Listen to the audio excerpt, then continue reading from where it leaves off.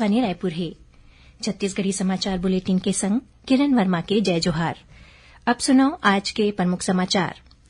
प्रधानमंत्री नरेंद्र मोदी प्रदेश में काली video conferencing के जरिया विकसित भारत विकसित छत्तीसगढ़ कार्यक्रम ला करही संबोधित। 34,400 करोड़ रुपया ले ज्यादा के विकास परियोजना के करही उद्घाटन।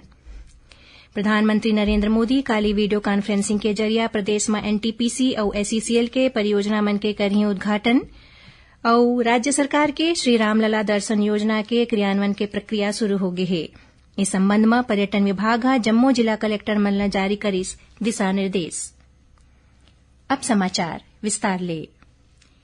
प्रधानमंत्री नरेंद्र मोदी छत्तीसगढ़ में काली 24 फरवरी के वीडियो कॉन्फ्रेंसिंग के जरिया विकसित भारत विकसित छत्तीसगढ़ कार्यक्रम ला संबोधित करही। इस दौरान प्रधानमंत्री 34,400 करोड़ रुपया ले ज्यादा के कई ठिन विकास परियोजना मन के उद्घाटन करही। ये परियोजना सड़क, रेलवे, कोयला, बिजली और सौर ऊर्जा समेत बहुत अकन महत्वपूर्ण क्षेत्र ले जुड़े है। श्री मोदी छत्तीसगढ़ के रायगढ़ में एनटीपीसी के 1600 मेगावाट के लारा सुपर थर्मल पावर प्रोजेक्ट के पहली चरण ला राष्ट्र ला समर्पित करही। एकरे संग प्रोजेक्ट के दूसरा चरण के आधारशिला घलो रखी। बता दन कि स्टेशन के पहली चरण के लागत लगभग 15,800 करोड़ रुपया है। कार्यक्रम के दौरान प्रधानमंत्री साउथ ईस्टर्न कोलफील्ड लिमिटेड के 3 प्रमुख फर्स्ट माइल कनेक्टिविटी एफएमसी परियोजना के घलो उद्घाटन करही, जेकर कुल लागत 600 करोड़ रुपया ले ज्यादा है। ऐसने श्री मोदी बिलासपुर उसलापुर फ्लाईओवर के घलो लोकार्पण करही। ये फ्लाईओवर के निर्माण लगभग 300 करोड़ रुपया के लागत ले करेगे है। एकरे संग प्रधानमंत्री राष्ट्रीय राजमार्ग क्रमांक 49 और 130 के 2 लेन सड़क मन के उन्नयन कार्य के लोकार्पण और शुभारंभ करही। प्रधानमंत्री राजनांदगांव में लगभग 900 करोड़ रुपया के लागत ले बने सौर पीवी परियोजना के उद्घाटन करही। ये योजना ले हर साल 243 मिलियन यूनिट ले ज्यादा बिजली के उत्पादन होही। एकरे संग प्रधानमंत्री दुर्ग जिला के भिलाई में 50 मेगावाट के सौर ऊर्जा संयंत्र ला घलो राष्ट्र ला समर्पित करही। उति प्रधानमंत्री के संवाद कार्यक्रम दंतेवाड़ा जिला के जावंगा गीदम ऑडिटोरियम में रखे जाही। ए दौरान श्री मोदी हितग्राही मन करा वर्चुअल गोटबात करही। प्रधानमंत्री नरेंद्र मोदी काली 24 फरवरी के बिहनिया नई दिल्ली में सहकारी क्षेत्र पर कई ठिन प्रमुख पहल के उद्घाटन और शिलान्यास करही। एकर तहत प्रधानमंत्री सहकारी क्षेत्र में विश्व के सबले बड़का अनाज भंडारण योजना के पायलट परियोजना के उद्घाटन करही, जेला 11 राज्य के 11 प्राथमिक कृषि ऋण समिति में संचालित करे जाथे। ये पहल के तहत प्रधानमंत्री गोदाम और कृषि ले जुड़े दूसर बुनियादी सुविधा मन के निर्माण पर देश भर में अतिरिक्त 500 प्राथमिक कृषि ऋण समिति PACS के आधारशिला घलो रखी। ये पहल के उद्देश्य PACS गोदाम ला खाद्यान्न आपूर्ति श्रृंखला के संग निर्बाध रूप ले एकीकृत करना, खाद्य सुरक्षा ला मजबूत बनाना और आर्थिक विकास ला बढ़ावा देना है। उन्हें प्रधानमंत्री देश भर में 18,000 PACS में कंप्यूटरीकरण परियोजना के घलो उद्घाटन करही। इखर उद्देश्य सहकारी क्षेत्र ला नवा ऊर्जा देना और छोटे और सीमांत किसान मन ला सशक्त बनाना है। ये परियोजना पर 2,500 करोड़ रुपया ले ज्यादा के वित्तीय परिव्यय के मंजूरी दे गए है। राजिम के त्रिवेणी संगम में माघी पुन्नी के मौका में काली 24 फरवरी ले राजिम कुंभ कल्प मेला के आयोजन करे जाही। ए बछर राजिम कुंभ मेला ला रामोत्सव के रूप में मनाए जाही। ए दौरान 3 दिन विशेष कार्यक्रम होही। एकर तहत 24 फरवरी, 4 मार्च और 8 मार्च के राजिम त्रिवेणी संगम में पुण्य स्नान के आयोजन करे जाही। राजिम कुंभ मेला के दौरान 15 दिन तक आने सांस्कृतिक और धार्मिक कार्यक्रम होही। ए मेला में देश भर ले साधु संत और श्रद्धालु शामिल होही। संस्कृति और धर्मस्व मंत्री बृजमोहन अग्रवाल काली मेला स्थल के निरीक्षण करें। ओमन अधिकारी मन के बैठका लेके जम्मो तैयारी जल्दी पूरा करे के निर्देश दिन। माघी पुन्नी के दिन ले शुरू होवैया ये मेला 8 मार्च के महाशिवरात्रि तक चलही। छत्तीसगढ़ी समाचार बुलेटिन आप मन आकाशवाणी रायपुर ले सुनत हो। छत्तीसगढ़ के खबर ले है आपकी वास्ता और खबर के विश्वसनीयता ले है हमार वास्ता। आकाशवाणी समाचार रायपुर के प्रादेशिक समाचार बुलेटिन के संगे संग हमार समसामयिक कार्यक्रम आप रेडियो के संग अपन मोबाइल में घलो सुन सकत हो। आकाशवाणी समाचार फेसबुक, ट्विटर और यूट्यूब में घलो हावय।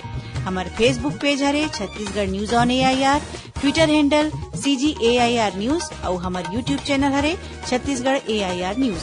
तो अब रेडियो के संगे संग आपके मोबाइल के माध्यम ले हम आप तक पहुंचत हन। छत्तीसगढ़ के हर खबर पर सुनत रहो आकाशवाणी समाचार। अब आगू बढ़बो बाँचे समाचार को ती। राज्य सरकार के श्री रामलला दर्शन योजना के क्रियान्वयन के प्रक्रिया शुरू हो गए है। इस संबंध में पर्यटन विभाग जम्मू जिला कलेक्टर मन ल दिशा निर्देश जारी कर दे है। जारी निर्देश में कहे गए है कि यात्रा बर पहली स्पेशल ट्रेन जल्दी शुरू होही।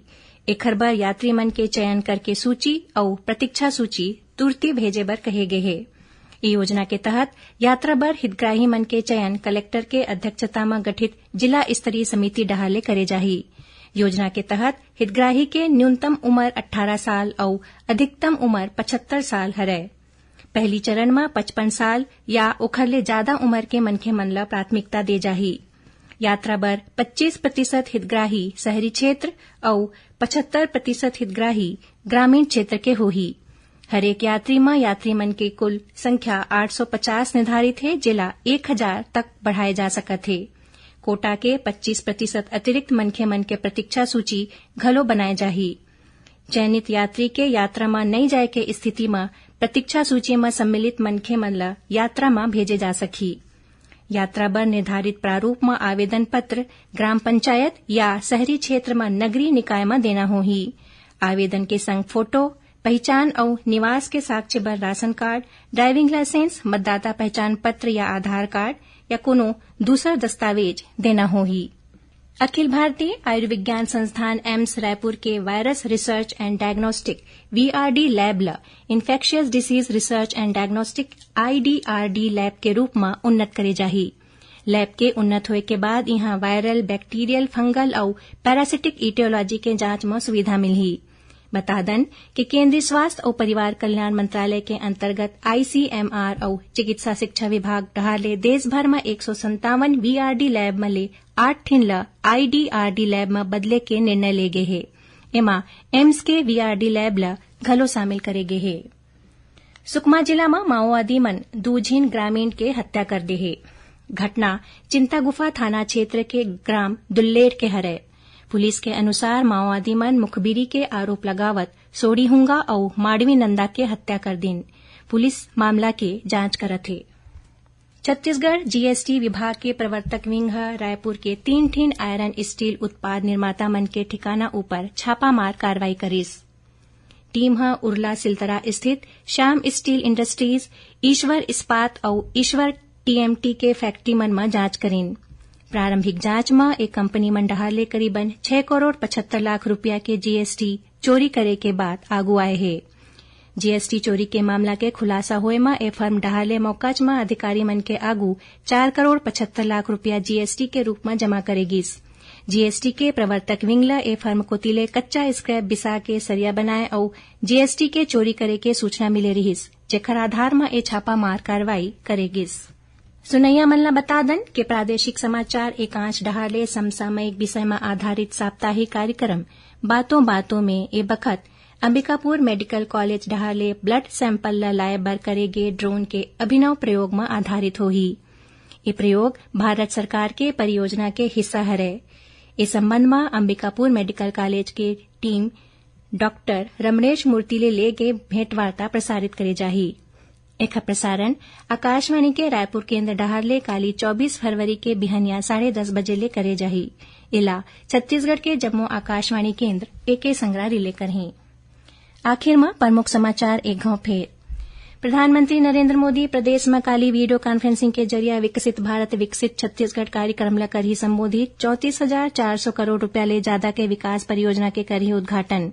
प्रधानमंत्री मोदी काली वीडियो कॉन्फ्रेंसिंग के जरिए प्रदेश में NTPC और SCCL के परियोजना मन के करही उद्घाटन और राज्य सरकार के श्री रामलला दर्शन योजना के क्रियान्वयन के प्रक्रिया शुरू। इस संबंध में पर्यटन विभाग जम्मू जिला कलेक्टर मन ल जारी करिस दिशा निर्देश। एकरे संग छत्तीसगढ़ी समाचार बुलेटिन इहे सिरावत है। जय जोहार।